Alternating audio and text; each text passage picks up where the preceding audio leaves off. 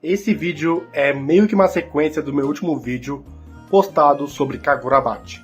Não se preocupa, porque você não precisa saber nada do que eu falei ali para esse vídeo fazer sentido, apesar que seria bem gentil da sua parte.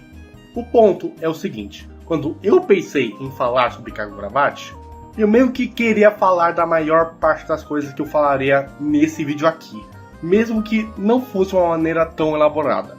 Eu não sei se eu realmente tinha tanto a falar sobre o mangá de Kagurabachi, até que eu li os 20 capítulos e tinha sim bastante coisa para encher o vídeo de 10 minutos. Porém, eu realmente acho que tem duas óticas muito boas de ver o andamento do Kagurabachi: a ótica interna e a externa. Mas não se preocupe, guarde Kagurabachi um pouco na gavetinha dentro da sua cabeça, e aí quando for a hora a gente traz ele de volta. O que eu quero falar nesse vídeo é sobre a Weekly Shonen Jump, que não está numa situação tão boa em relação aos seus mais novos lançamentos. E isso pode acabar sendo um problemaço para ela nos próximos anos, e está afetando os autores que estão entrando ali agora. Só como um disclaimer, eu não sou um real expert em produção de mangás, isso só foram várias observações que eu fiz enquanto acompanho todas as notícias da Shonen Jump. Não precisa tomar somente a minha palavra como verdade. Vá em busca de informações e pessoas que entendem mais do que eu. Eu gosto de usar mais o blog do Analyze como minha fonte de informações, então eu recomendo vocês darem uma conferida. Mas é isso, aviso dado, vamos começar.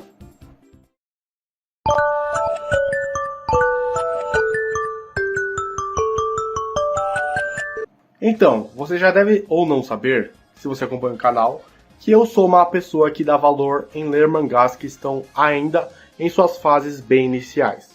Tipo, uma coisa é você pegar algo para ler que já está bem consolidado no mercado, você meio que é o cara que chega atrasado no rolê, o que não é o problema. No final da linha, o que importa é a história ser boa ou não, independentemente de você ler tudo de uma vez ou acompanhar desde o começo.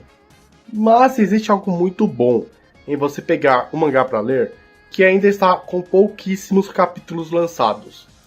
Você consegue observar o desenvolvimento dos personagens e o desenvolvimento da arte do autor no ritmo mais natural de perto possível, do jeito que deve ser. E além disso, você cria uma conexão muito maior com aquela obra. Você vê aquela história que você apostou tomando maiores proporções, crescendo no mercado, chegando em mais pessoas conforme os anos, tendo uma merecidíssima adaptação em anime. É quase como ver um filho crescer, e eu gosto muito disso. Mas, admitidamente, é algo arriscado. É meio que uma aposta que aquela obra irá dar certo, e nem sempre você tem como ter tanta certeza disso. E no caso da Shonen Jump, é o pior lugar para você apostar numa obra nova, porque é seguro dizer que sempre que algo estreia ali, tem tipo 85% de chance que vai ser cancelado antes da hora. E o motivo disso é bem simples quando você para analisar a situação. A Shonen Jump é extremamente recheada de conteúdo e tem alguns dos mangás mais populares do momento, que a maior parte das pessoas não compra a revista e lê todos os mangás em lançamento. Elas só escolhem tipo 3 das serializações que elas já conhecem e gostam. Então, quando algo novo estreia na Jump, você está pedindo para aquilo concorrer com os grandes pilares da revista: One Piece, Jujutsu Kaisen, Boku no Hero, basicamente hits globais que seguram a popularidade da Jump. E mesmo fora disso, você tem serializações bem consolidadas que, mesmo não tendo o mesmo pé de popularidade, tem fanbases bem ativas, tipo Sakamoto Days, Undead Unlucky, Yozakura Family. Sério, se você tem toda essa gama de conteúdo pronto para ler todas as semanas, por que caralhos você teria qualquer necessidade de ler, sei lá, qualquer que seja o novo Vero Shonen do mês? E olhando nesse ângulo, talvez não tenha um problema real. Se a revista já tem tanto conteúdo para ler, por que realmente deveria se importar em tacar ainda mais? Já tem de sobra. Bom, o problema não é apenas meu gosto de olhar e apostar em novas obras. O problema é que o que todas as 6 obras que eu citei têm em comum é que, se elas não estão em seu arco final, provavelmente já estão em ritmo de entrar em um. É bem seguro dizer que em 3 anos todas essas obras vão acabar. Talvez não com One Piece, mas ainda assim pode terminar em 5 anos, no máximo. E quando todas essas obras acabarem, o que vai ter na revista para ler se a Jump não consegue estabelecer e construir agora algum nome marcante novo? Ter algum mangá novo de sucesso não é apenas difícil, é uma absoluta necessidade para a revista continuar relevante no longo prazo. Eu tendo a sempre checar os mangás mais novos da Shonen Jump e é realmente bizarro o quanto que essa pressão e medo do cancelamento afeta as narrativas, porque existe um incentivo muito claro de criar elementos que chamam a atenção pelo único motivo de chamar a atenção, e não tem exemplo mais claro do que Ishinose Family. Essa não é a primeira vez que eu falo desse mangá dentro do canal. Eu recomendei a leitura por ser uma experiência insana. Isso daqui é diferente de qualquer coisa que você já tenha consumido. Mas eu falei, quando li, que não sabia definir se era bom ou ruim. E lendo o resto da obra, agora eu posso definir sim que ela é meio paia. É o tipo de obra que sempre te surpreende porque ama fazer plot twists e sua visão da obra está constantemente mudando conforme os capítulos. Mas esse é o ponto. Plot twists podem funcionar na primeira ou segunda vez, mas quando você começa a abusar disso todo o santo capítulo, o leitor começa a se acostumar e agora o esperado é algo bombástico, aleatório acontecer no final de cada capítulo. Então a obra só fica vazia porque não consegue dar tempo de desenvolver seus temas e seus personagens antes de virar a obra do avesso de novo. Mas eu não acho que isso necessariamente é uma falha do autor. Ele sabe fazer plot twists e lidar com temas delicados e escrever tramas de forma muito boa.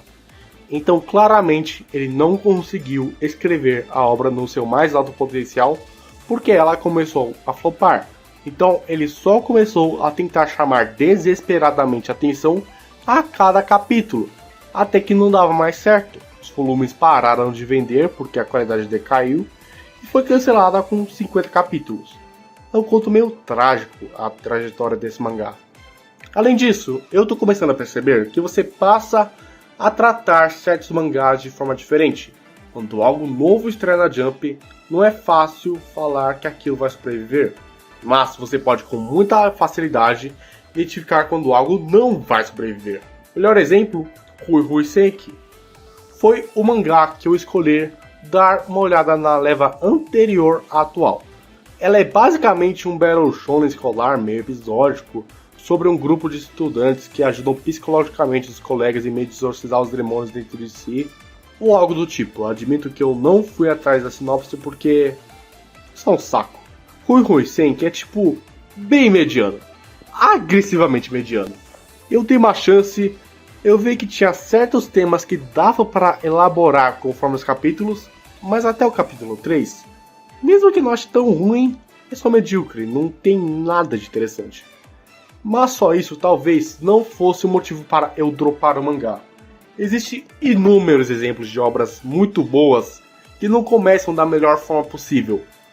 O bagulho é que esse mangá teve uma das piores recepções possíveis no Japão. Ninguém tava gostando disso aqui. Então, sabendo dessa informação, você identifica muito rápido que esse mangá não vai passar dos 20 capítulos. Na verdade, no momento que eu tô gravando, já tá quase certo que ele vai ser cancelado no próximo mês, ou no máximo maio. Então, se esse mangá não vai ter nem a chance de se desenvolver direito, por que eu deveria gastar meu tempo? É tipo, tem uma chance para uma obra, percebi que não tinha pego popularidade, e assim o cancelamento é iminente. Então paro de consumir a obra por causa disso. E assim, já que eu e mais pessoas pararam de consumir, os números de popularidade ficam ainda piores e a chance de cancelamento fica maior ainda. Isso, meus amigos, é um ciclo vicioso. E admitidamente, Rui Rui Senki não chega a ser o melhor exemplo, porque eu já disse que eu não gostei tanto da obra. Então eu queria trazer essa sensação na óptica do mangá da mais nova leva que eu estou lendo, Shoujo Shoujin Senpai.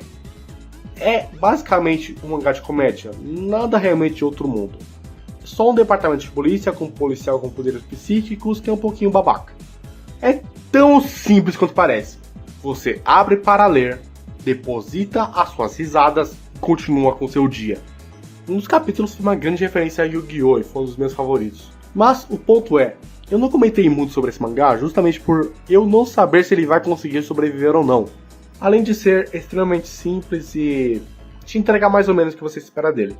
Talvez tenha uma chance sim, já que é um mangá de comédia, ele pode ter uma pressão um pouco mais aliviada pela revista, mas vai depender bastante de como o público japonês vai curtir o humor do mangá. Mas se você comentar sobre o mangá, não vai, em tese, colaborar com a popularidade do mangá? Sim, mas tem um problema. Eu não tô na porra do Japão. Então, meio que importa menos. Claro que hoje em dia a gente tem o Manga Plus, que é o meio oficial de ler os mangás publicados. Mas no final das contas, não é a mesma coisa que o público que pode de fato comprar as revistas e pode comprar os volumes encadernados o mais cedo possível. Não é impossível uma série sobreviver por ser popular no ocidente, mas nesse estado atual da Jump, quase que é.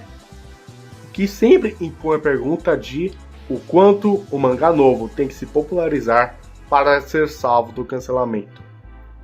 E aqui que a gente volta a falar sobre Kagurabachi. Eu falei para você guardar ele na gavetinha, que isso é importante? Muito bem.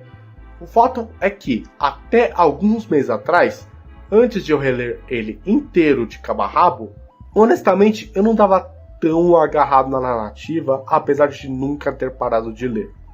O que me fascinava mesmo é como a recepção do mangá parecia levar essa preocupação da crise da Jump e testar a agência do público ocidental dentro da revista.